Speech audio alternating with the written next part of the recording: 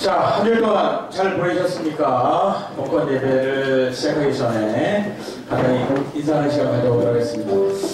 자, 저는 그 복권 예배 인도 맡고 있는 미소가 힘맑은 남자, 주호수라고 합니다. 반갑습니다. 자, 우리 오늘 요즘에 우리 그 교회 지체분들이 많이 늘어났습니다. 그래서 조금 늦게 오시는 분들이 많으니까 앞쪽으로 좀 앉아주시면 감사하겠습니다. 늦게 오시는 분들을 위해서 앞에 앉으시면 되겠습니다. 네, 앞이 좋습니다. 의자도 편하고, 네, 편안하게 내 교회냐, 내 집이냐 이렇게 편안하게 앉아주시면 되겠습니다. 앞에 이쪽에 앉아 계신 분들 앞쪽으로 이쪽으로 오세요. 네, 앞쪽으로 쭉 여기도 좋고요. 네, 이리로 오세요. 앞쪽으로. 네, 편안하게 앉으시면 되겠습니다. 앞으로 앉아주셔야 일단 늦게 오시는 분들이 편안하게 좀 앉을 수가 있을 것 같아요. 네, 여기도 그렇고요. 네,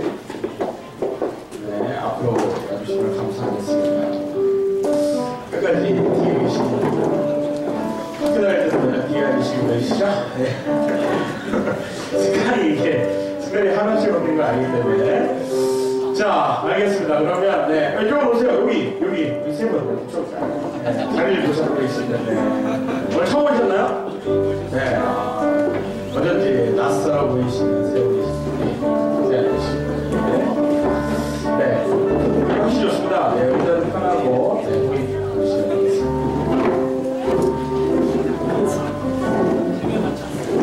자, 그럼 우리, 서로 인사하는 시간 한번 잠깐 가져보도록 하겠습니다. 여러분, 이 노래 아시죠? 우리 모두 다 함께 속벽을, 우리 모두 다 함께 속벽을, 이렇게 하는 거예요. 해볼게요. 시작합니다. 자, 준비 시작. 우리 모두 속벽을, 우리 모두 다 같이 속벽을, 우리 모두 다 같이 즐겁게 속벽 쳐, 우리 모두 다 같이 속벽을. 자, 즐거워 잘 쳤는데 즐겁지가 않아요, 지금. 아침에 낯설죠?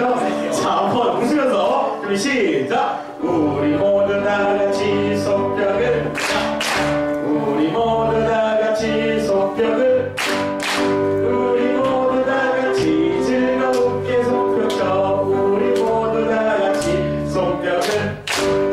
이번에 인사합니다. 샬롬으로 하길게요. 샬롬. 자, 우리 모두 다 같이 인사를, 우리 모두 다 같이 인사를, 우리 모두 다 같이 즐겁게 인사해, 우리 모두 다 같이 인사를. 자, 즐겁게 좀 웃으면서 할게요. 네. 원수 아니잖아요. 그냥 하자. 신나게 웃으면서 시작. 우리 모두 다 같이 인사를, 우리 모두 다 같이 웃으면서 인사를, 우리 모두 다 같이 즐겁게 인사해, 우리 모두 다 같이 웃으면서 인사를. 안녕하세요. 우리 모두 다 같이 악수를, 우리 모두 다 같이 악수를, 우리 모두 다 같이 즐겁게 악수해, 우리 모두 다 같이 악수를. 자, 우리 모두 다 같이 멀리 계신 분에게 인사를, 우리 모두 다 같이 멀리 계신 분 인사를, 우리 모두 다 같이 즐겁게 인사해, 우리 모두 다 같이 그 소리로 인사를. 안녕하세요. 반갑습니다. 자, 아침이라 잘 안 계시죠? 네. 침묵으로 기도하면서 예배를 시작하도록 하겠습니다.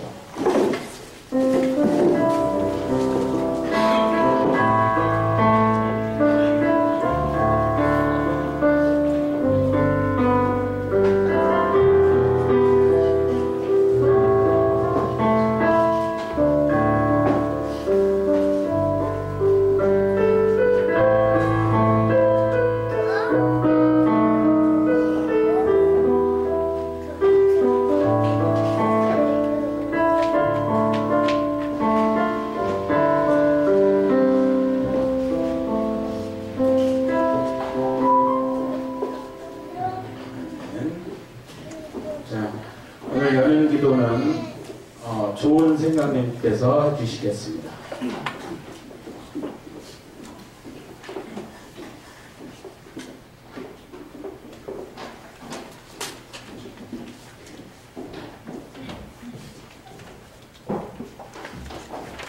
잘들 하세요. 제가 지금 감기에 걸려가지고 목이 좀 쉽지 않습니다. 자, 다 같이 기도하겠습니다. 나의 주이시며 세상을 사랑으로 주관하시는 예수님, 우리 벙커원 지체들이 일주일간 각자의 주어진 삶을 살다 오늘 주일 기념하기 위하여 이 시간 이 자리에 한마음으로 모였나이다. 지난 일주일간 주께 받은 축복을 함께 나누고 세상에서 상처받은 자들은 서로 위로하는 귀한 시간 되기를 원합니다. 상처받고 고통받던 주의 자녀들이 이것 벙커원에서 치유받고 사랑의 전동사가 되기를 또한 원합니다. 주를 팔며 주의 자녀들을 미혹하는 자들이 세상에 너무 많습니다. 바른 판단할 수 있는 주의 자녀로 인도하여 주십시오. 말로만 믿음이 되기보단 생활 속에서 예수를 믿고 따르는 바로선 제자들이 되게 하여 주옵소서. 낮고 천한 곳으로 오신 예수님처럼 세상에서 버림받고 소외받은 이들을 돌아보게 해주시고 우리에 타협하지 않고 담대하게 정의를 외치게 하여 주옵소서.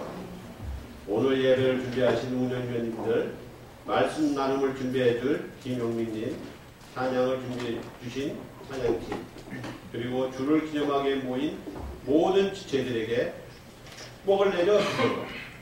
끝으로 예수님을 기념하는 모든 과정이 은혜 속에서 이루어지게 주께서 주관해 주시옵고 우리 주신 예수님의 이름으로 기도드렸사옵니다. 아멘. 네, 바로 찬양 들어가도록 하겠습니다.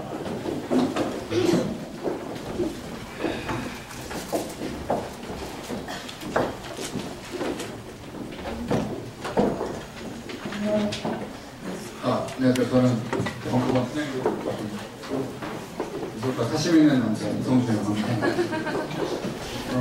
네, 오늘 좀 웃으시네요. 이게 좀 마이크를 대야 되는데 오늘은 저희가 좀 노래 부르기 좀 뻘쭘하고 해서 노래를 다 이어서 부를 거예요. 여러분 거기 잘 따라와 주시면 감사하겠고 제가 중간에 가사를 불러드릴 거고요. 다음 넘어갈 가사를. 그러니까 제가 뭐 잠꼬대거나 그런 거 아니니까 이상하게 생각하지 말아주시고요. 처음에 그래서 나로부터 시작되리부터 시작되겠습니다.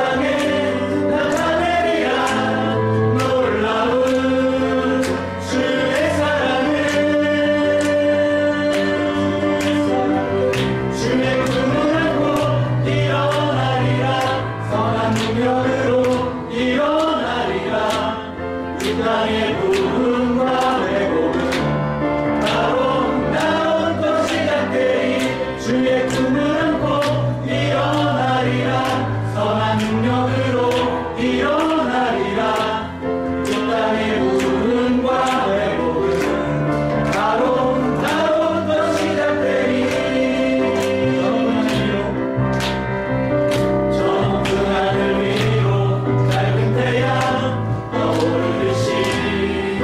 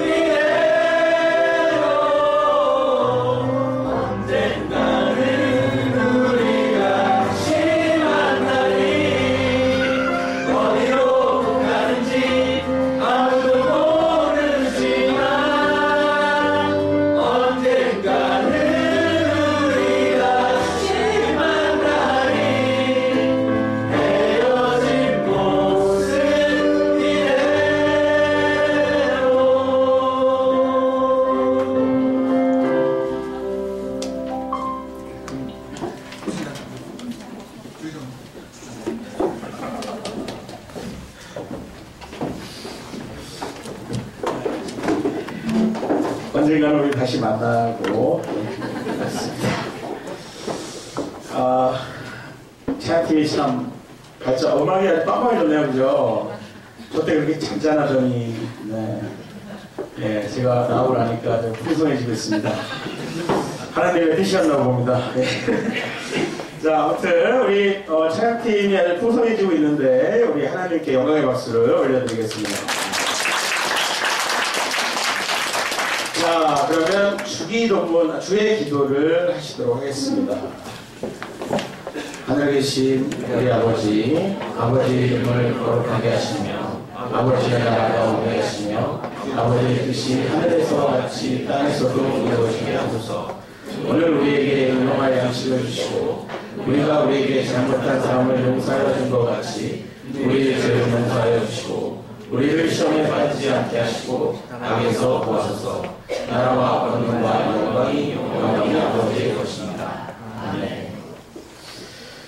자, 남은 원광교회만의 것인지 모르겠습니다만 함께 나누는 삶의 이야기, 함께 나누는 기도 시간입니다. 한 주일 동안이든 아니면 그 이전부터든 함께 나누고 싶은 이야기가 있으시거나 그리고 혼자 감당하기 힘든 내용이 있어서 같이 기도해 주시면 하는 기도 제목이 있으시거나 아니면 좋은 일 있으셔서 아니면 또 혹시나 좀 안 좋은 일 있으셔서 같이 나누고 싶은 지체분들이 있으면 앞에 나오셔서 함께 눈을 뜨고 기도하는 그러한 시간입니다. 형식은 자유로우나 경건하게 진행하도록 하겠습니다. 자, 이번 주 하시고 싶은 얘기가 있으시면 앞으로 나와주시면 감사하겠습니다.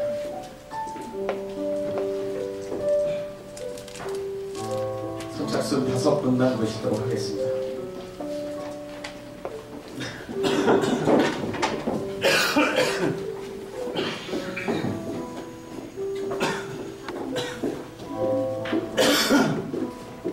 두 분 남았습니다. 나오고 싶어도 나오실 수 있을까요? 자, 오늘 처음 우리 교회 오신 분들은 한번 손 들어 보시겠습니다. 네, 우리 이분들께 환영의 박수를 보내드립니다. 우리 교회 관리상 처음 오신 분들 중에 맨 앞에 계신 분이 나오셔서 인사 말씀하시는 그런 시간이 있습니다. 네, 모시겠습니다. 네. 아니요, 그쪽 뒤에. 처음 오신 분들 중에 한 분만 나와주시면 감사하겠습니다.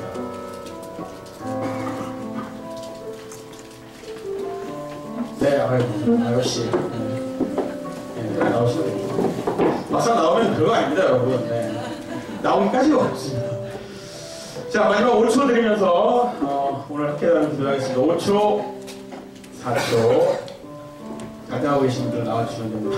3초, 2초, 1초. 네. 그러면 4분 있습니다.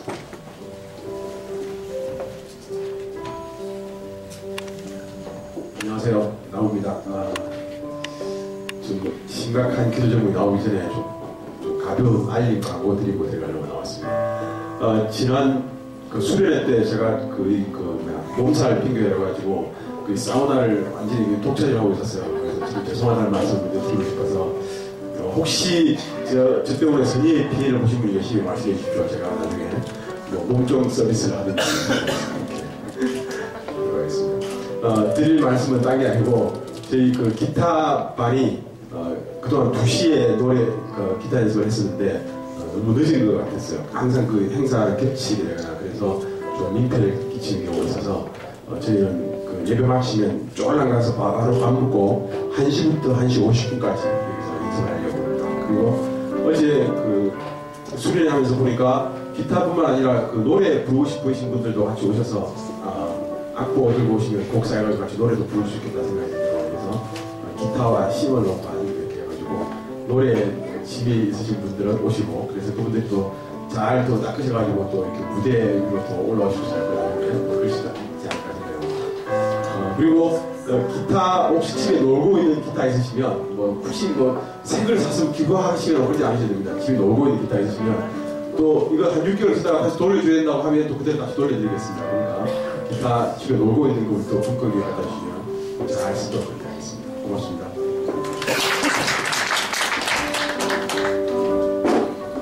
안녕하세요. 미소가 식상한 남자 성우입니다.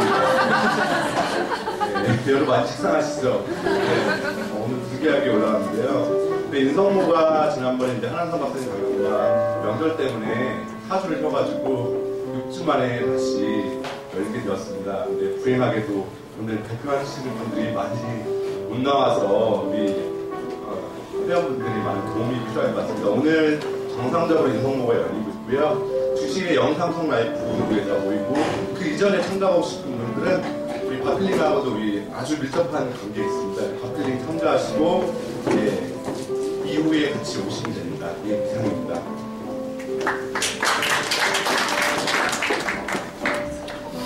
예, 안녕하십니까. 벚꽃교회 꽃미남 야당입니다. 예, 정말 엊그저께 수련회에 참석하신 분들 정말 반가웠고요. 또 우리 또 공동체가 공동체의 또 한번 존재를 다시 한번 확인해주는 그런 기회였습니다. 그리고 또 저희 또 바필링 모임, 물론 제가 지금 촬영팀에 있어서 많은 시간을 못했지만은 그래도 새로 오신 신자분들 또 좀 교회가 여기에서 이제 좀 약간 뻘쭘하다고 생각하시는 분들은 바필링에 오셔가지고 식사를 하면서 또 이렇게 힐링하는 그런 교회, 힐링하는 그런 시간을 또 가졌으면 좋겠습니다. 네, 그리고 또 이렇게 재미있는 교회가 유지될 수 있도록 또 많이 도와주시고 또 어려운 일이 있거나 그런 거 있으면은 또 한번 기도 제목도 나눠주시고 그런 시간을 가졌으면 좋겠습니다. 감사합니다.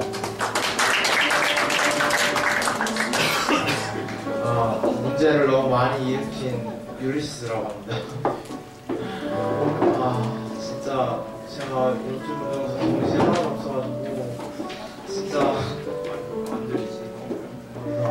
아무튼 그랬는데 여러 가지 생각들이 들면서 제가 좀 힘들었거든요. 그래서 도대체 어떻게 해야 되나 이렇게 하다가 제가 딱 진리를 찾았어요. 사랑하면 모든 게 다 끝나요. 너무 단순한 진리인데 너무 복잡하게 돌고 돌아가지고 완전 그냥 감사합니다. 아무튼 지금 좀 웃기시죠? 사람이 제가 자꾸 이게 3월 5일부터 제 스마트폰을 샀는데 있잖아요. 막 이상한 애들이 라면에다 스마트폰을 빠뜨렸다는 얘기를 하지 않나. 진짜 좀 장난감 가격에도 아닌데요. 핸드폰 수리점에 건담으로 보시는 거예요. 그래서 너무 웃겨가지고 진짜 모금주의의 코드는 제가 볼 때 코미디인 것 같습니다.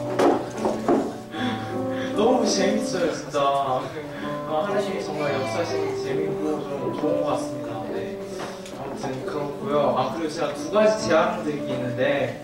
첫 번째는 제가 알고 있는 현대종교라는 데가 있어요. 탁재원 씨가 운영하고 계시는 현대종교가 있는데 거기가 되게 힘들어요. 돈도 별로 안 들어오고 그래가지고 되게 독자였거든요. 제가. 그래서 독자여야 되는 마음으로써 이렇게 뭔가 좀 도와주고 싶었는데 뭔가 도울 방법은 없고 답답하더라고요. 근데 여기에서 좀 후원 기자를 좀 하나 넣어줬으면 좋겠어요. 현대종교 그쪽 사람들한테. 그 사람들 나쁜 사람도 아니거든요. 아무튼 그렇고요. 2번째는 제가 성목교회 다니는 이유가 있었는데 되게 사람들이 좋았거든요. 그래서 다녔는데 이분이 목사님이 하는 얘기가 이전에는 싫은데 신앙정은 좋다고 또 그런 말씀을 하셨어요. 그래도 제가 우리 교회 진짜 연구 대상이다.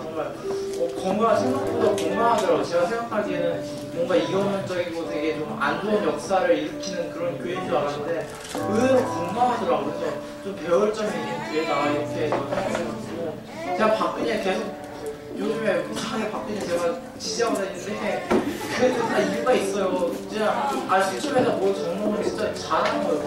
그걸 수첩에다 뭘 적는 건 진짜 잘하는 일이에요. 그걸 왜 욕해요, 진짜? 이거 잘한 거 아니에요? 왜 욕해? 아무튼, 그런 거예요. 이상입니다.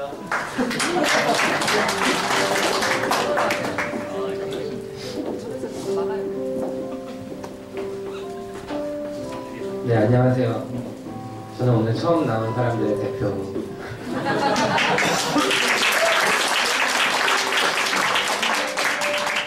무슨 말을 해야 될지 모르겠는데 기도를 나누는 시간이니까요. 네, 여기 오신 모든 분들이 아마 저와 같이 아마 이 세상에서 가능한 가장 아름다운 세상이 올 거라고 언젠가 올 거라고 믿으시는 분들인 것 같습니다. 저도 그렇게 믿고 있고요. 하나님께서는 그 가장 아름다운 세상이 왔을 때 그 아름다움이 얼마나 아름다운지를 절절하게 느끼게 하시려고 아마 지금 그 반대의 시간들을 주고 계신 것 같습니다. 그래서 즐겁게 견디시고 그 가능한 아름다운 세상을 위해서 할 수 있는 얘기는 열심히 하고 같이 즐겁게 이 시간들을 견뎌 갔으면 좋겠습니다. 감사합니다.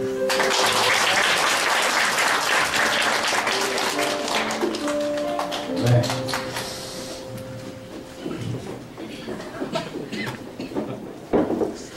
수련회 얘기도 나오면서 수련회 때 제가 좀 들은 미담 하나 소개할까 해서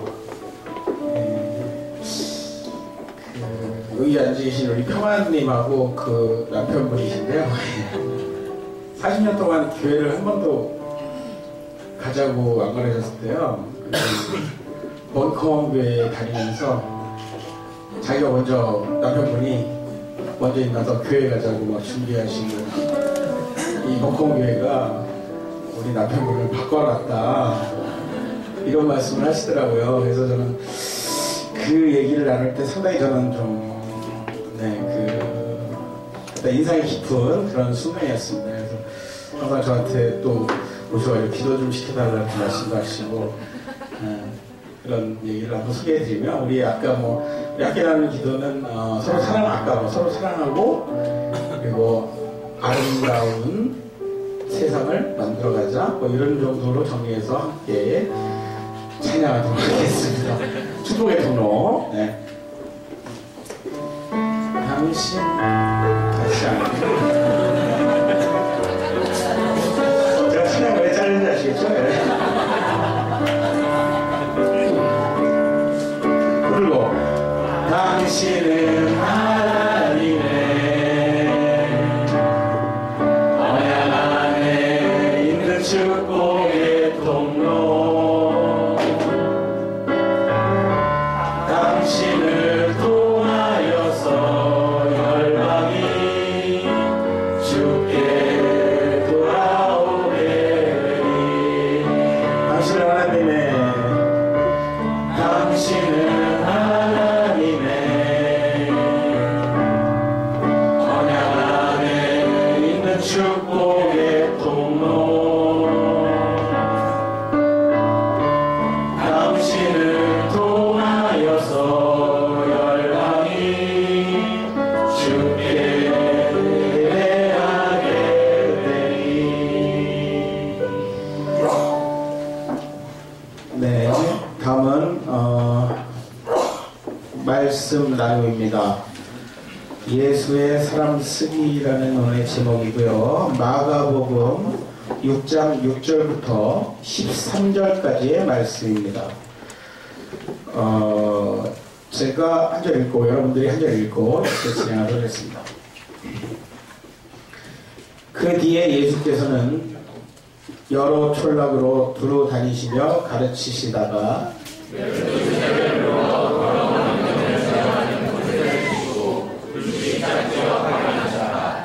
그리고 여행하는데 지팡이 외에는 아무것도 지니지 말라고 하시며 먹을 것이나 자루도 가지지 말고 전대에 돈도 지니지 말며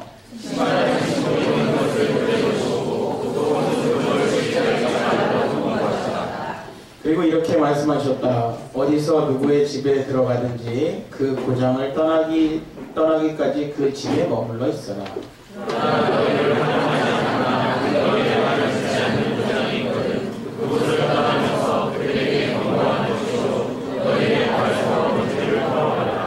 이 말씀을 듣고 12제자는 나가서 사람들에게 회개하라고 가르치며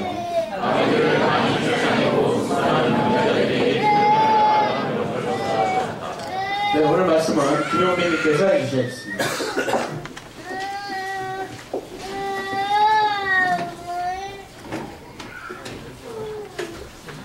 네, 반갑습니다. 반갑습니다. 네. 어제 수련회가 있었는데 같이 하고 너무 의미 깊었습니다. 네, 그동안 공동체에 대한 어떤 심오한 그런 대화를 나눌 시간이 없었는데 그런 기회가 생겨서 얼마나 좋았던 겁니다. 예외되었다가 그냥 가시는 분들이 많이 있는 교회 같지만 자세히 살펴보면은 공동체 간의 어떤 우애와 사랑이 얼마나 돈독한지를 확인할 수 있었습니다. 앞으로 그런 기회 많이 가졌으면 좋겠고요. 준비해 주신 선생님께 정말 너무나 감사합니다. 그렇게 보면서 지난 여름 수련회도 있었잖아요. 여름 수련회 때 그때는 이번 겨울 수련회는 우리 조슈아님께서 설명해 주셨는데 그때는 우리 남시리님이 하셨죠. 남시리님이 오늘 아침에 저한테 문자를 보내왔습니다. 쿠바에서 소식을 전합니다. 전 이곳에서 계획대로 살사 댄스를 잘 배우고 있습니다. 댄스를 배우러 쿠바에 갔어요. 어느 곳에든 주님이 함께 하심을 느끼며 워커원교회 우리 교인들에게 안부를 전합니다. 제가 이곳에서 생각했던 것보다 훨씬 더 힘을 얻어가오니 샬롬을 전합니다. 라고 하셨습니다. 무사히 빨리 돌아오셨으면 좋겠네요. 그래서 할렐루야 빨리 돌아와요. We miss you라고 해서 감사합니다. 자, 기쁜 소식과 슬픈 소식을 하나씩 알려드리겠습니다. 우선 기쁜 소식. 드디어 이명박 D-. 다음 슬픈 소식입니다. 박근혜 D-1825. 이 글을 제가 트위터, 페이스북에 남기니까 어떤 분이 이런 댓글을 달았습니다. 군 복무 때도 경험하지 못했던 D-4자리 숫자 1825일 피해. 그때에 비하면 지금은 행복한 편이다라는 말을 하려는 게 아닙니다. 그래도 박정희의 영구 집권 선언이었던 유신헌법 제정 때와 비교해봤을 때 그래도 지금은 1825일 끝이라고 있지 않습니까? 그 끝물을 독재로 인해서 다시 암울했던 그 심령. 글쎄요. 그때 분들은 어떻게 견뎌냈는지 참 궁금합니다. 체념하고 보냈을지 아니면 언젠가 새벽은 오리라 하면서 견디며 싸웠을지 말이죠. 자, 이명박 D-1이라고 했는데 D-12시간 22분. 앞에 정말 너무 길었어요. 어느 게 많습니다. 당뇨와 고혈압. 여러분은 무엇을 드셨고 무엇을 들으셨습니까? 새 대통령 잘해야 됩니다. 새 대통령이라고 하면은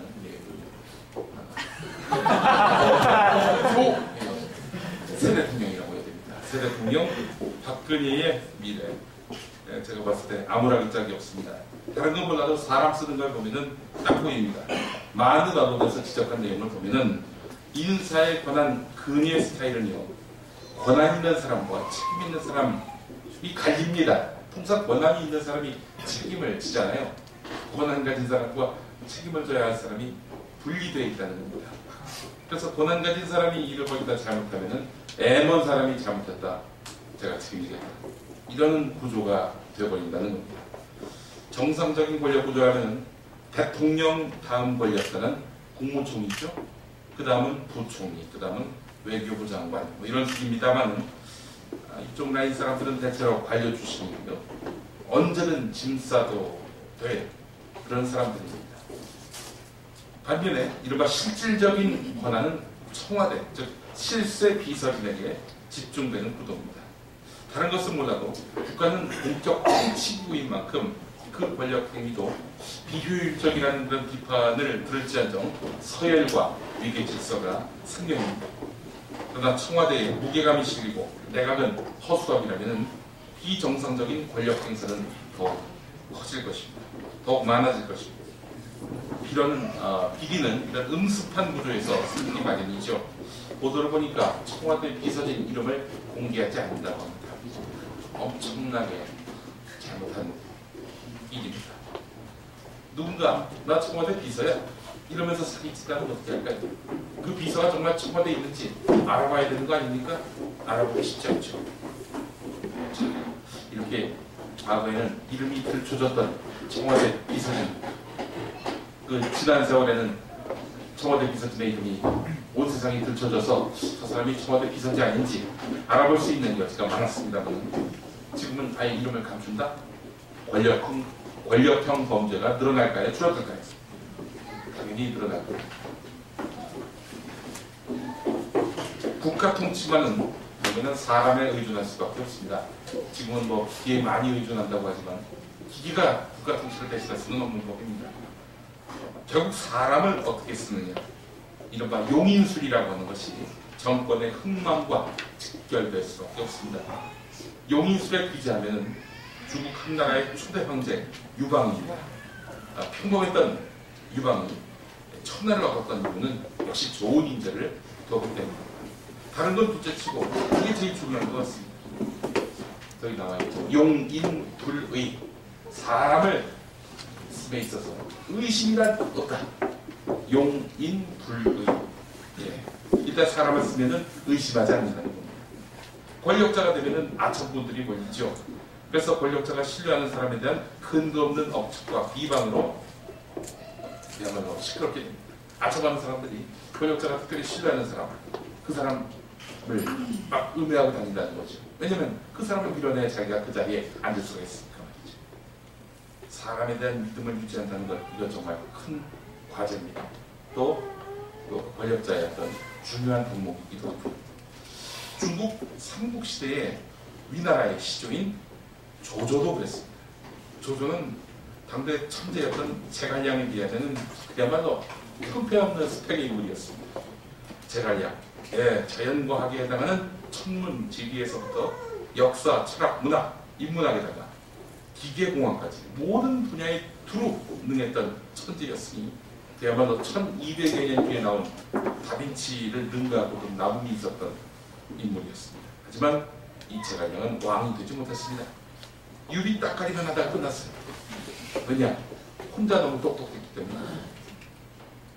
이런 사람들 특징이 있는데 남을 잘 못 믿습니다. 결국 조조는 그 숱한 열세에도 불구하고 용인술로서 역사의 중심에 설 수 있었습니다. 우리나라의 그 최고 대학 하면 바로 서울대학교인데 왜 서울대 출신 대통령 나오기가 이렇게 힘든가? 사람을 쓸 때 무려 7단계에 걸쳐서 시험으로 7단계 시험으로서 인재를 평가했다고. 몰래 다가가서 술을 먹습니다. 그리고 뇌물도 준다고. 넘어가나 안 넘어가나 이렇게 지켜보려고 했던 거죠. 그렇게 해서 한 단계 충성심, 지식, 용기, 성품, 청렴도 이런 걸 체크한 다음에 마지막 실무 수습까지 거친다고 합니다. 아, 대단하죠. 조조와 유방의 공통점이 있습니다. 조조 역시 자기가 발탁한 사람은 끝까지 믿었습니다. 심지어 자기가 뽑은 인재인데 이 사람이 적과 내통을 해요. 누가 그걸 적발하고 리스트를 만들어 왔습니다. 조조가 어떻게 했는지 아십니까? 그 자리에서 불태워 없애버렸습니다. 보지도 않고. 예, 대단하죠. 자, 유방과 조조의 공통점 또 하나가 있습니다. 전통과 신분 위주로 인재를 선발하던 시대적 반응과 이런 가치에 얽매이지 않고 실력 위주로 과감하게 인재를 발탁했다는 점입니다. 귀족이냐, 좋은 학벌을 갖고 있느냐 이런 거 안 따지고 이 사람 실력이 있느냐 없느냐 그것만 갖고 사람을 분별했다는 겁니다. 정말 대단한 건 뭐냐면요, 조조가 정말 한 시대의 어떤 그런 자회자로서 대단한 담력을 갖고 있다라고 판단하게 만든 사건이 있었으니 전쟁 중이었습니다. 한참 자기와 싸우던 적장이었습니다. 이 적장을 스카우트해옵니다. 이거 정말 대단하지 않습니까? 이게 바로 조조였습니다. 인재를 구하려 한다면 구하려 하는 사람이 그 인재를 찾아가서 머리를 숙이는 것은 뭐 사실 어제오늘의 일은 아니죠. 미국 대통령 링컨도 마찬가지였습니다. 1860년 말을 좀 잘못했습니다. 미국 대통령 링컨 때만 하더라도 인재를 구하려는 자가 인재를 찾아가서 머리 숙이는 관행은 매우 생소했습니다. 많이 다시 또 받겠습니다. 1860년 어느 날 반이라는 사람이 있었어요. 이름이 반인데 금융인이었습니다. 이 사람은 대통령 집무실을 나왔어요. 이걸 지켜보던 한 상원 의원이 지켜봤습니다. 반을 붙잡았습니다. 당신 장관으로 기용하는 당신 장관으로 발탁될 것 같습니까? 그래서 이 반은 네, 저 재무장관으로 임명받았습니다. 라고 말했습니다. 상원이 아니 당신 같은 사람이 뭐하러 당신보다 훨씬 못난 링컨 밑에 들어갑니까? 이렇게 물었습니다. 그래서 이 사람 그건 그렇죠. 하지만 그러니까 내가 빛날 거 아닙니까? 이렇게 이야기를 했습니다. 자, 상원 의원이 이 말을 듣고 그 즉시 링컨을 찾아갑니다. 나쁜 사람이 이 사람 이간질하러 간 거예요. 카카 반이라는 그 친구 지금 방금 만나셨죠? 나가는 길에 저한테 그러더군요. 자기보다 한참 못난 링컨 밑에 들어가야 내가 빛이 나지 않겠느냐 라고 말이죠. 카카를 능멸할 못한 놈입니다. 그러자 링컨이 아니 저보다 잘났다라고 얘기했답니까? 아니 그래요 제 귀를 똑바로 들었습니다. 그러자 링컨이 이런 말을 했습니다. 그런 사람들이 몇 명이나 더 있습니까? 그러자 아니 그거 왜 물으세요? 그런 사람들 다 데려다가 장관 시키려고요. 이런 말을 했습니다. 왕진ling 씨가 쓴 회사가 끼는 사람이라는 책에 나오는 내용인데 사실인지 아닌지 모르겠습니다. 그런 예화집에 나오는 내용들은 믿을 수가 있어야지. 사실이라면 정말 훌륭한 링컨이다. 생각을 지우고 있습니다. 자, 이렇게 인재를 확보함에 있어서 요즘엔 전쟁이라는 표현까지 있습니다. 하지만 인재 확보 전쟁에 허실은 분명히 짚어볼 필요가 있습니다. 결국은 종업원에 불과할 사람이 됩니다. 즉 CEO가 극진하게 우대하는 거 아닙니까? 그러나 여기서 인재라고 하는 것은 사람이 아니라 도구일 뿐입니다. 뭐 능력이 있으니까 쓸모가 있으니까 그렇게 애걸 먹고 해서라도 해보려고 하는 거 아니에요. 네. 더는 쓸모없는 사람이 된다면 어떻게 합니까? 내치지요. 그래서 나오는 말이 토사구팽이란 말입니다. 토끼 토자에 죽을 사자 그리고 개 국자 끓일 품자 그래서 토사구팽 무슨 말인지 잘 아시겠죠? 추주 전국시대 월나라의 왕 구천의 신하 법녀가 만든 말인데 한마디로 말해서 토끼 사냥이 끝나면 사냥개를 삶아 먹는다 이런 이야기입니다. 쓸모없으면 버린다 이런 이야기죠. 어려운 시절을 함께 보낼 수는 있지만 즐거움을 나눌 수는 없다는 아주 비정한 현실을 말하는 겁니다. 이 말이 세간의 화제가 됐던 것은 1993년 당시 국회 의장이던 분이 비리 사실이 드러나서 물러나게 됐어요. 그러면서 했던 말이었어요. 토사구팽. 모실 때는 언제고 이제 와서는 불필요하다고 내쫓는다. 인간 사회가 그러합니다. 용인술의 화신이라고 제가 소개했던 유방 역시 한나라를 출범시킨 공신 한신을 나중에 어떻게 했습니까? 말 그대로 토사구팽을 했습니다. 솔직히 우리도 누군가가 나를 쫓아내는 거 아닌가 하는 그런 두려움 속에 있지 않습니까? 제가 당뇨하고 저희 교회감이 있다고 말씀드렸는데 지난 5년 그럴 만도 했습니다. 제가 주로 이제 나는 봄수다 하기 전에는 방송사 출연해 가면서 밥 먹고 살았거든요. 이명박 정권 들어서니까 말이죠. 이게 본인에게 비우호적인 사람 날리는 건 이해가 가는데 본인에게 우호적이지 않은 사람까지 다 날려요. 나는 언제 죽을까? 막 개편철만 되면은 가슴이 철렁 내려앉고 개편철이 봄과 가을이거든요. 겨울 다 지난 무렵에는 조바심을 치고 또 여름이 지난 무렵에는 그야말로 수심에 가득하고 그런 세월을 4, 5년 보내다 보니까 병이 안 생길 수가 있습니다. 누군가 나를 쫓아내는 거 아닌가. 네, 이런 두려움 속에서 사는 경우는 뭐 저만은 아니었을 겁니다. 자, 이제 예수님의 용인술을 얘기해보려고 합니다. 본문으로 들어가 보겠습니다. 오늘은 12제자를 부르시고 보내시는 이야기입니다. 노태성 박사의 진단, 기원후 1세기 팔레스타인은 그야말로 어마어마한 그런 질풍노도의 상황이었습니다. 통치자들이 자주 바뀌었습니다. 이로 인해서 통치제도도 자주 바뀌었고요. 도시와 주변 지역 사이에 벌어진 긴장, 또 토지가 집중적으로 특정인에게 집중적으로 토지를 집중적으로 특정인이 소유하는 그런 이들로 인해서 발생하는 양극화 현상, 유대교와 헬레니즘 사이의 문화적 종교적 유대교는 비식민계층이고 헬레니즘은 식민계층이고, 그러다 보니 서로의 알력, 충돌 대단했던 거죠. 자, 그래서 예수님은 제자들을 파송함에 있어서 제일 먼저 우선적으로 중요시했던 그런 가치가 있었으니 그게 바로 힐링입니다. 7절에 보면은 더러운 영을 제어하는 권능을 주셨다고 했고, 13절을 보면은 많은 귀신을 내쫓았다 이렇게 되어 있습니다. 희망 없고 가혹한 현실에 적응하지 못해서 마음에 병이 든 사람에게 생존의 힘을 부여하는 능력을 제자들에게 맡겼던 것입니다. 이런 치유 사역을 놓고 제자들이 진짜 몸의 병을 고쳤는지 안 고쳤는지 이게 신학적 논란거리가 됐었습니다. 그런데 이 적은 당시로서는 사람들의 마음으로 가장 좋은 힘이었습니다. 아마도 그런 능력을 예수님이 제자에게 부여하지 않았겠는가 하는 그런 추정이 가능합니다. 사실 예수님들이 제자를 어떻게, 예수님들이 아니라 예수님이 제자들을 어떻게 낚으셨습니까?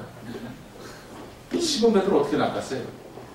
고기잡이의 기적을 통해서 제자로 삼지 않았습니까? 저기로 가라 했더니 그냥 어마어마한 고기가 잡혔잖아요. 베드로가 그때 예수님의 능력을 보고 따르기 시작합니다. 자, 베드로니까 그렇게 따랐죠. 지식인층이었던 과연 따랐을까요? 상업을 포기하고 그렇게 예수님을 기약 없이 쫓아다닐 수 있었을까요? 지식인이요? 절대 불가능했을 겁니다. 사사건건 자기에게 이로운 것이 무엇인가에 관심을 가지면서 행동보다는 말을 우선시하는 이 지식인들, 예수님은 우선적으로 이 사람들을 멀리했습니다.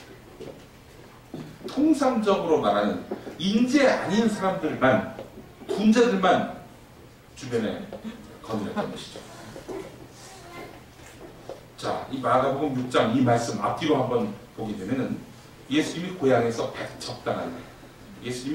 배척당하는 상황과 또 세례요한이 헤롯에게 살해당하는 상황이 나옵니다. 매우 엄중한 그런 상황이었습니다. 배척과 박해, 나아가서는 순교, 이 한가운데 고난의 길에 서게 될 것이 분명한데, 이런 예수를 따를 사람이 과연 누구였을까? 따져보니 인재가 아니라 둔재였던 것입니다. 예수님의 인재이죠. 저보다 누가 더 똑똑할까? 누가 더 능력이 있을까? 누가 더 대신 안 할까? 이것은 아니었던 것입니다. 자, 8절 9절을 봅니다. 제자들에게 이런 당부를 합니다. 지팡이와 샌들 말고는 아무것도 가지지 말고 가라, 이렇게 얘기하고 있습니다. 그런데 마태복음하고 누가복음 보니까 말이죠, 지팡이 샌들 그것도 갖고 가지 마라, 이렇게 되어 있습니다.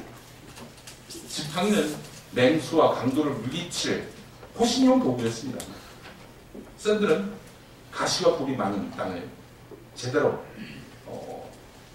걷기 위해서, 그래서 신고 다니는 것입니다. 홀가분한 마음가짐으로 오로지 전도에만 집중하라, 이런 의미로 하신 말씀일 텐데, 본질은요, 속옷을 2벌 껴입는 것도 경계했습니다. 여행할 때 길거리에서 자는 일은 거의 불가피한 일인데요, 그 2벌 옷은 잘 때 입 돌아가지 말라고 하는 그 용도인데 말이죠. 그것도 금하셨습니다.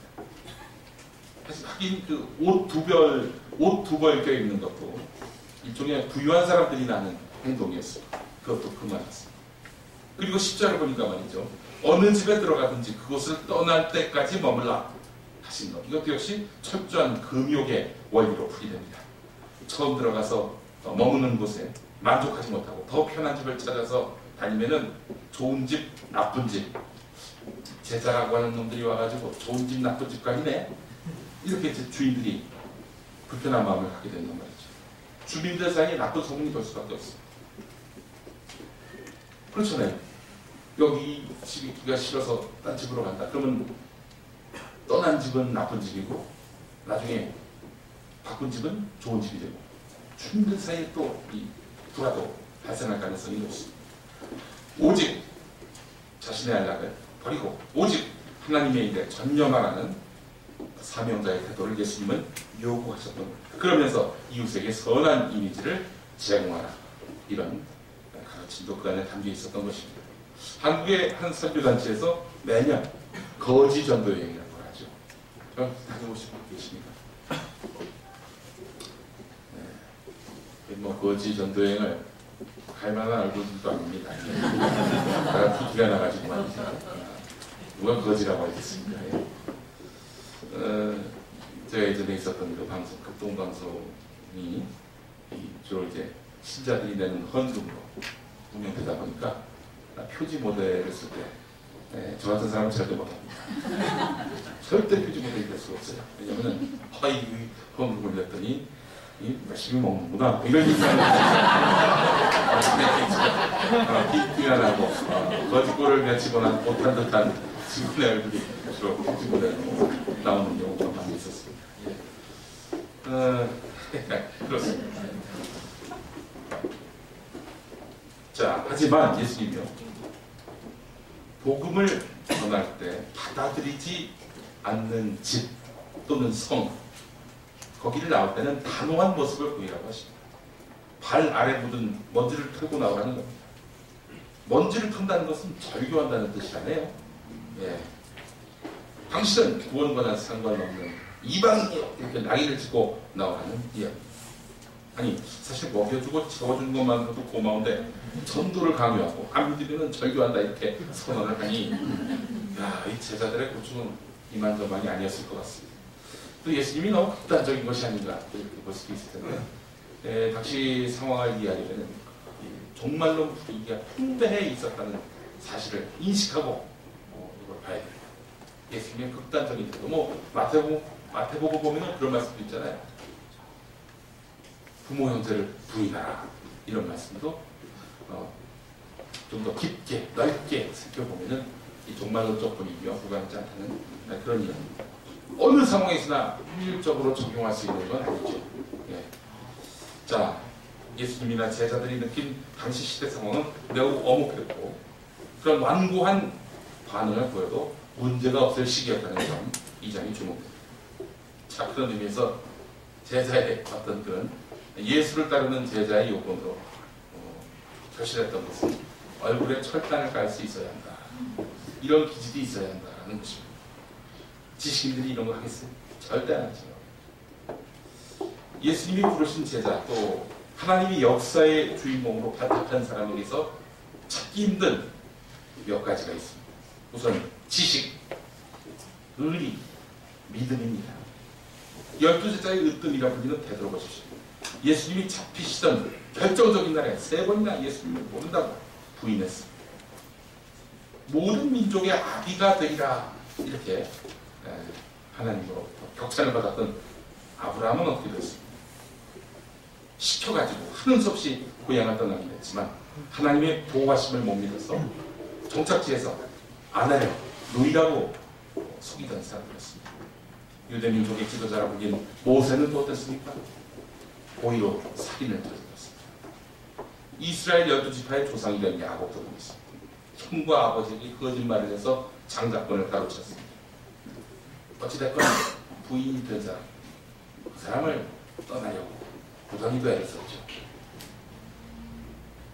예수님의 조상으로 꼽힐 만큼 유대인의 그야말로 조상 중의 조상으로 꼽히는 다윗왕 같은 경우 어땠습니까? 유부녀를 취했습니다. 자손끼리는 싸우고 또 싸우다가 에브리바디 망했습니다. 자, 요약해 보면은 배신자, 불신자, 살인자, 사기꾼, 강간법, 하나같이 한심한 인물들이 있습니다. 요즘 같은 경쟁 지상주의 사회에서는 도저히 발탁될 수 없는 그런 아주 흉악한 꼬리표가 달려있는 인물들입니다. 성경에는 하나님이 사람의 외모가 아니라 중심을 보신다라고 되어 있는데 외모도 중심도 변변치 않은 인물들이었습니다. 자, 그러나 이들에게는 공통점이 있습니다. 늘 하나님 앞에서 회개하는 사람이라는 점입니다. 회개. 그것도 사실은 현대사회의 인재선정 기준으로 보면 매우 부적합한 그런 가치입니다. 회개라는 것이 뭡니까? 실패를 체험한 사람에게서 나오는 거 아닙니까? 모두 70 맞으면 똥인지 된장인지를 맛보고서야 옳고 그름을 한다는 말이냐. 이 친구들은 사회적 나부자입니다. 이런 평가를 받는 사회가 바로 오늘 우리 시대입니다. 성경에서 꼽히고 있는 그야말로 상징적인 인물들, 하나같이 빈틈이 많은 사람들이었습니다. 자, 그런데 예수님은 그들의 이것을 주목하셨습니다. 바로 공백을 주목하셨습니다. 이 공백은 곧 자기가 들어가 채울 자리를 말하는 것입니다. 자기라 하면 예수님. 이 공백은 곧 예수님이 들어가서 채울 자리를 말하는 것입니다. 하나님이 들어가 채울 자리를 말하는 것입니다. 하덕규 씨의 노래 가시나무 함께 들어보겠습니다. 불 좀 꺼주시죠.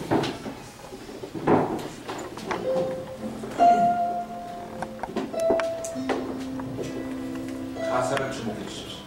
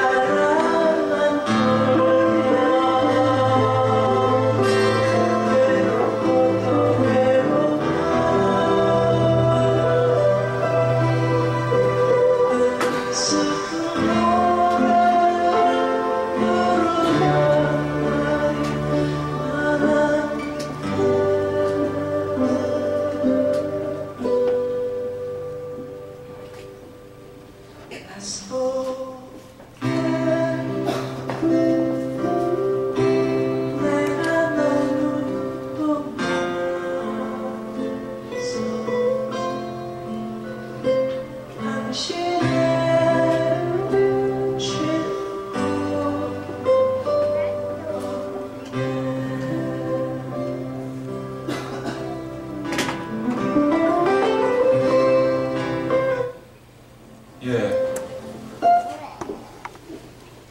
이게 아시죠? 예, 이른바 CCM이라고 부르는 겁니다. 예, 이분이 예수님을 영접하고 거듭나서 만든 노래. 예, 말 그대로 자신의 신앙 고백을 하는 노래지요. 이분이 목사님이 되셨어요. 그리고 암 수용을 하시다가 하여튼 또 회복이 되셨고, 이제 이 노래를 만든 이후에 있었던 일들인데, 그 조성모 노래인 줄 알았던 사람은 손도 없어요. 조성모가 그렇지만 원래 부른 사람은 바로 하덕규 씨입니다. 양희은의 그 한계령도 있죠. 이 참 노래가 그 하덕규 씨의 삶이 그분이 만든 노래 속에 흐름성 잘 연결이 됩니다. 그 한기령이라는 노래는 양희은 씨가 불러서 많이 하는 노래인데, 작사 작곡이 바로 이 시인과 팀장의 하덕규 씨입니다. 생에 굉장한 어떤 그런 고통과 고민이 있었을 때 한기령이라는 노래를 만들었고, 그러면서 대답을 찾기를 바로 하나님이 내 삶의 어떤 진정한 회복자고 구원자라는 뜻을 받아들이게 되면서 만든 노래가 바로 가시나무였던 거죠. 가사를 보면은 내 속에 내가 너무도 많아 당신이 쉴 곳 없네. 내가 나에 대한 집착이 너무 커서 하나님이 들어와서 일할 수 있는 공간이 없는 거예요. 결핍이라고 하는 것, 예, 경쟁과 효율을 강조하는 시대에 세상 모든 사람이 이야기하는 최대 단점입니다. 왜 결핍되냐? 채워져 있어야지. 세상은 그렇게 타박합니다. 없는 것도 있어야, 있는 것은 더 있어야 하는 시대에 결핍이라니. 세상 모든 사람이 질타하는 것이 바로 결핍입니다. 그러나 이 결핍이 있어야만 하나님의 사람이 될 수 있고 하늘의 가장 큰 자리에 이를 수 있다 하는 말. 이 엄청난 역사를 여러분은 어떻게 받아들이십니까? 없이 사는 것, 그것이 비단 가난한 것, 무식한 것, 병든 것이라고 해도 우리는 아파해서는 안 됩니다. 이것이 어쩌면 하나님과 만날 수 있는 접점이라는 사실을 우리는 그동안 외면해 왔던 것은 아닌지요. 외면해 왔던 것은 아닌지요. 내 속에 내가 너무 많아서 하나님 당신이 들어올 자리가 없을 때, 그때 비로소 우리는 위기를 만날 것입니다. 복음서에서 예수님은 제자에게 없이 가라, 없이 행하라, 없이 나와라 이렇게 강조하셨습니다. 그 이유가 바로 여기에 숨어있는 것은 아니죠. 몇 년 전에 무소유를 삶의 신조로 삼았던 법정 스님이 세상을 떠났습니다. 불교식 용어로는 입적이라고 하죠. 세상을 떠나셨습니다. 자, 이분이 무소유를 어떻게 삶의 신조로 받아들이게 됩니까? 난 때문이었습니다. 난 아시죠? 화초난. 이 난에 너무나 집착이 가다 보니까 이 양반이 이래서 안 되겠다라고 마음을 먹고 결국 무소유를 삶의 신조로 삼게 됐다는 그런 이야기입니다. 대충 요약하면. 오늘로 임기가 끝나는 이명박 대통령은 이 법정 스님을 흉보하면서 무소유 이 가르침을 성이 닳도록 읽었다라고 말했습니다. 난 때문에 스님이 고민했다고 하는 부분들에 대해서 너무나 인상적이었다. 그런데 법정 스님이 오늘 내일 하실 때, 병원에 계실 때 이명박 대통령이 힘내시라고 난을 보냈다는 거죠. 그런 소문이 있습니다. 예. 아니겠죠, 설마. 예. 이게 있겠습니까, 우리 아빠가. 절대 그럴 분이 아니십니다. 그러나 이런 해프닝은 있었습니다. 청와대가 법정 스님이 결국 입적하게 되면서 이명박 대통령이 그동안 법정 스님의 책을 항상 가까이 두고 항상 추천도서 1호로 꼽았는데 그 책이 바로 조화로운 삶이었다. 이렇게 발표를 했습니다. 그런데 법정 스님에게는 조화로운 삶이란 책이 없습니다. 조화로운 삶이라고 하는 것은 법정 스님의 산문집 맑고 향기롭게를 출판한 출판사의 이름이었습니다. 저 책의 출판사가 바로 조화로운 삶이었습니다. 예. 아, 김영사라는 책을 읽고 얼마나 감동을 받았는지 이런 이야기라고 말이죠. 이명박 대통령이 정말 법정 스님의 책을 읽기를 했는지 의문시됐습니다. 그 때문에. 그러나 읽으셨겠죠. 안 읽고 읽었다고 하셨겠습니까? 각하는 절대 그럴 뿐이 아닙니다. 여러분, 없어도 괜찮아. 무식해도 괜찮아. 돈 없어도 괜찮아. 건강하지 않아도 괜찮아. 이 말을 드리고 싶습니다. 예, 본래 의미와는 무관하게 하나의 권력이 되어버린 지식, 금전, 그리고 또 건강, 명예. 이거는 세상의 것입니다. 우리에게 결핍이라고 하는 것은 하나님이 일하실 또 하나의 모멘텀이 될 수 있다는 사실을 인식하면서 그 무게와 부담으로부터 벗어나야 하겠습니다. 제자의 길은 여기서부터 시작합니다. 함께 기도하시겠습니다. 우리의 결핍 속에서 일하시는 하나님, 우리의 빈자리를 통해서 하나님이 일하실 줄을 믿습니다. 마음속에 나아가는 이름의 번뇌와 욕망을 키우고 그 자리에 하나님 당신의 사랑과 은혜와 공의와 진리를 채워주시기를 원합니다. 예수님의 이름으로 기도합니다. 아멘.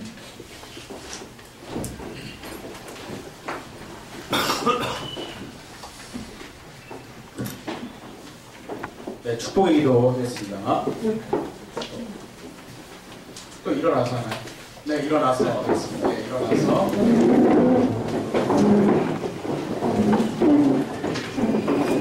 여러 분과 손을 잡으시면 좋습니다. 기도하시겠습니다. 주 예수 그리스도의 은총과 하나님의 사랑과 성령께서 이루어주시는 친교가 우리 가운데 영원토록 함께 이르기를 주님의 이름으로 축원합니다. 아멘.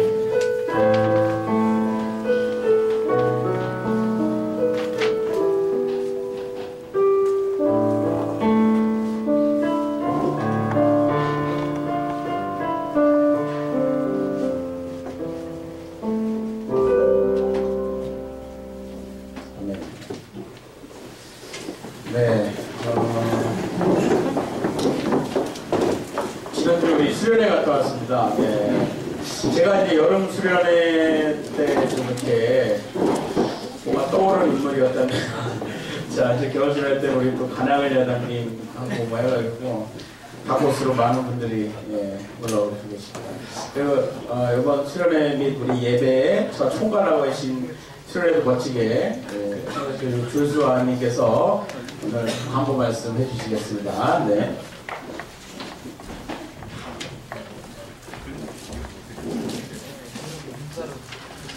안녕하세요. 반갑습니다. 조시아입니다.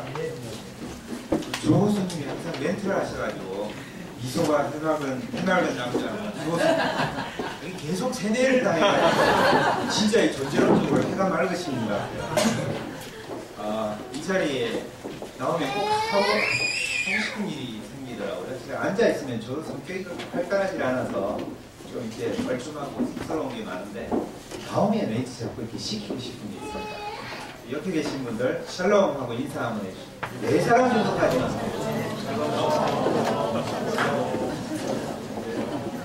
예, 권고 말씀 드리겠습니다. 우리 겨울 수련회 잘 다녀왔습니다. 함께 해주신 분들, 또 후원해 주신 분들, 또 함께 가지는 못하지만 마음으로 또 함께 해주신 분들 여러분들 다 감사드립니다.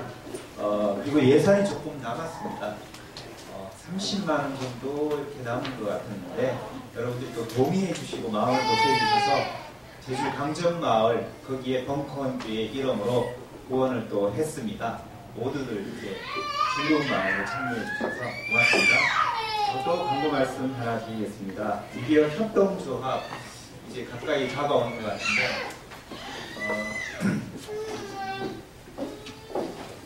네.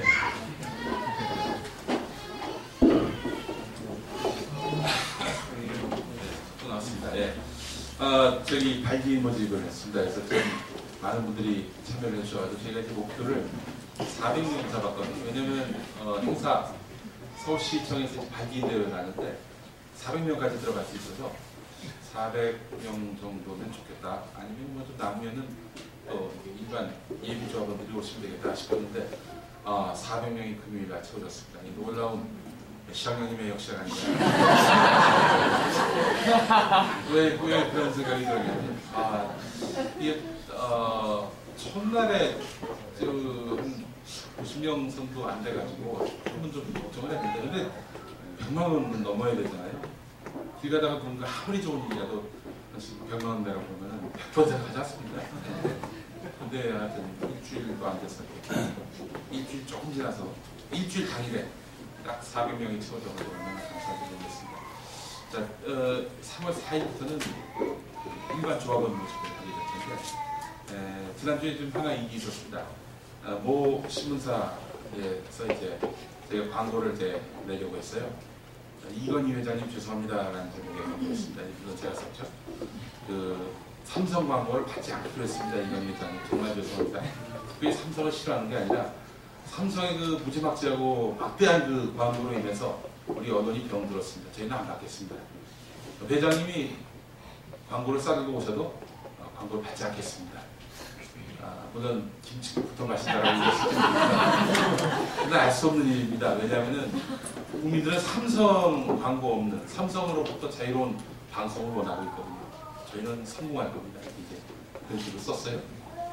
신문사 두 군데 일간지 아카에 일면 광고를 해가지고 내기로 그분들이 이제 광고 카피를 받기 전에는 내기로 다 확정을 했는데 딱 받는 순간 우리가 삼성 눈치를 보느라고 못 냅니다라는 말만 빼놓고 나머지 모든 사유로 못 내겠다.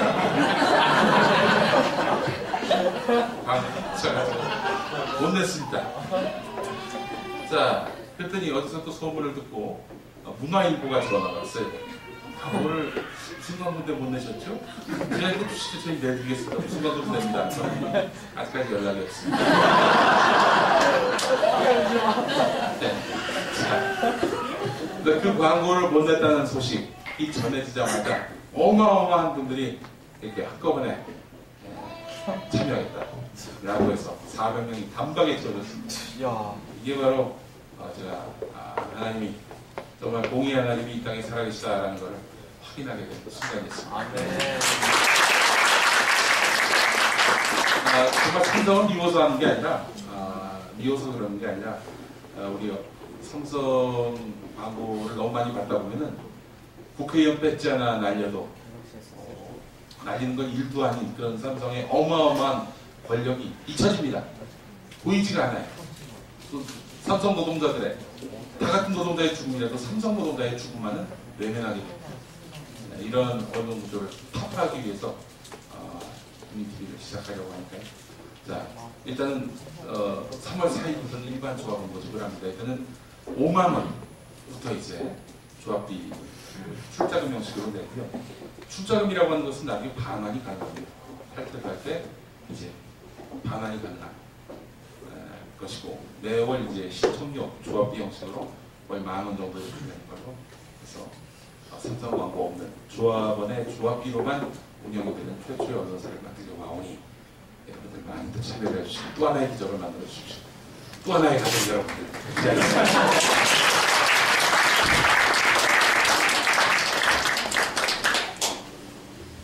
예, 우리 벙커원 교회 잠깐 소개를 또 해야 될 것 같아요. 매주 이렇게 얼굴이 달라지는 분들이 많으셔가지고 우리 벙커원 교회는 흔히들 산모라고 그러죠. 직분도 없고 등록도 하지 않고 그리고 헌금도 하지 않는다고 이렇게 많이 알고 계시는데 여기 이렇게 여러 가지 의미가 좀 역설적으로 있습니다. 헌금을 하지 않는 게 아니고 교회가 전체 이름으로 봉헌을 하지 않을 뿐 개인적으로는 다 여러분 다 하고 계십니다. 그래서 밑에 연보 헌금 안내해 보시는 이런 칸을 두었죠. 또 참고해 주셔서 우리가 헌금을 하는 겁니다. 그리고 직급제가 없기 때문에 우리 모두가 목사이고 우리 모두가 장로이고 우리 모두가 주인이 되는 겁니다. 아무도 하지 않는 게 아니고요. 그런 의미라는 걸 한번 새겨 주셔야 될 것 같습니다. 그리고 소모임 안내 드리겠습니다. 우리 받으신 분 계시겠는데 나가실 때 주셔도 좋고 온라인에 뭐 남겨주셔도 좋고요. 문자로 남겨주셔도 좋고 소모임 제안하신 분들 연락처 있으니까 참고해 주셔서 관심 있는 분들 참여하시기 원하시는데 좀 이렇게 나오시기 좀 부담스러워하시는 분들 계신 것 같아서 알려드립니다. 그리고 우리 벙커원 교회는 장소 문제 때문에 함께 식사를 하기가 좀 곤란하잖아요. 보통 교회처럼. 그래서 우리가 함께 식사를 이곳에서만 하지 않고 하고 있습니다. 뻘쭘하신 분들 앞으로 나오시면요. 함께 전체가 나누는 그런 밥 힐링 모임이 있습니다. 밥 드시고 가시는 겁니다. 함께 해주시기 부탁드립니다.